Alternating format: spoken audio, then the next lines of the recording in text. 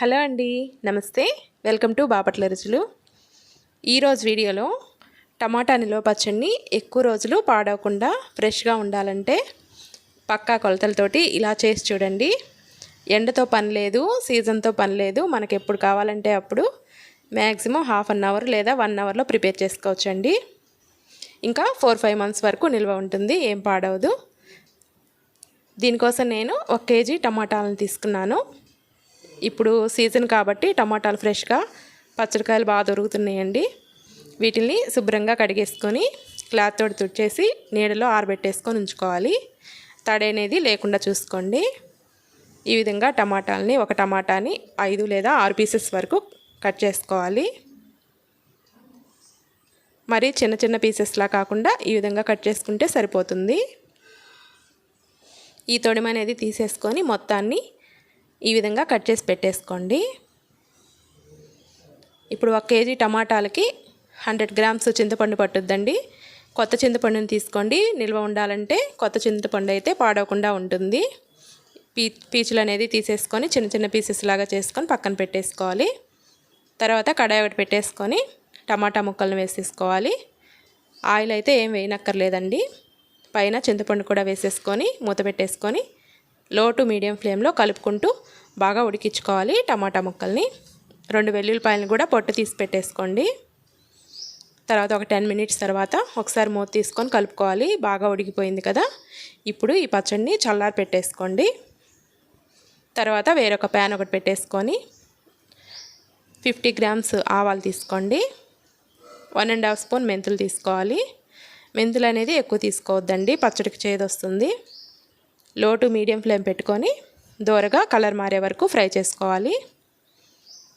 ఈ విధంగా కలర్ మారితే సరిపోతుంది. వీటిని చల్లారి పెట్టేసుకొని పౌడర్ చేసి పెట్టేసుకోండి.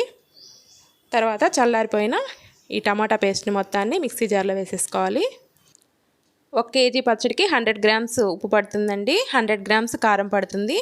మీకు కావాలంటే కళ్ళు ఉప్పు అయినా మిక్సీలో వేసుకొని పౌడర్ చేసుకొని వేసుకోవచ్చు. వెల్లుల్లిపాయలు ఒలిచి పెట్టుకున్నాం కదా, వాటిల్ని సగం వెల్లుల్లిపాయల వరకు వేసుకోవాలి. తర్వాత మిక్సీ పట్టుకున్న ఆవు పిండి, మెంతి పిండి కూడా వేసేసుకోండి. దీంట్లో ఇలా మొత్తాన్ని వేసేసుకొని మెత్తటి పేస్ట్ లాగా మిక్సీ పట్టేసుకోవాలి. ఇలా పచ్చడి అనేది ఈ విధంగా ఉంటే సరిపోతుందండి. ఇలా చేసి పక్కన పెట్టేసుకోండి. తర్వాత దీనికి పోపు పెట్టేసుకుందాం. ఒక బాండీలో 300 గ్రామ్స్ వేరుశనగ నూనె తీసుకుంటున్నాను నేను. మీకు కావాలంటే పప్పుల నూనె అయినా తీసుకోవచ్చండి.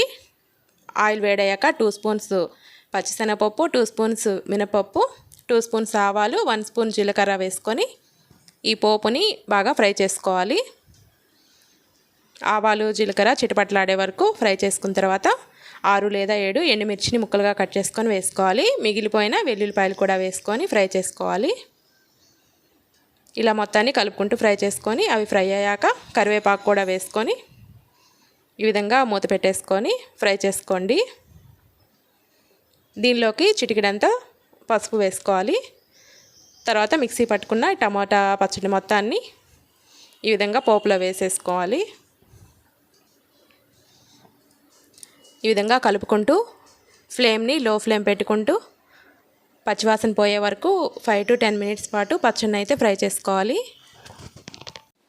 పచ్చడిని ఈ విధంగా ఫ్రై చేసుకోవటం వల్ల ఎక్కువ రోజులు నిల్వ ఉంటుందండి. అదే మీరు పోపులో వేసి వెంటనే కనుక స్టవ్ ఆపేసి తీసేసారంటే మాత్రం పచ్చడి అనేది పాడవుతుంది, ఎక్కువ రోజులు స్టోర్ చేసుకోలేరు. ఈ విధంగా కలుపుకుంటూ ఆయిల్ అంతా పచ్చడి అబ్జర్వ్ చేసుకొని మళ్ళీ ఆయిల్ని సపరేట్ చేస్తుంది. ఆ స్టేజ్ వరకు పచ్చడిని ఈ విధంగా ఫ్రై చేసుకోవాలి. ఇంతేనండి. ఫ్రిడ్జ్లో పెట్టుకుంటే 5 to 6 మంత్స్ వరకు ఉంటుంది. బయట పెట్టుకుంటే 3 మంత్స్ వరకు స్టోర్ చేసుకోవచ్చు. వీడియో నచ్చితే ఒక లైక్ చేయండి. Thanks for watching.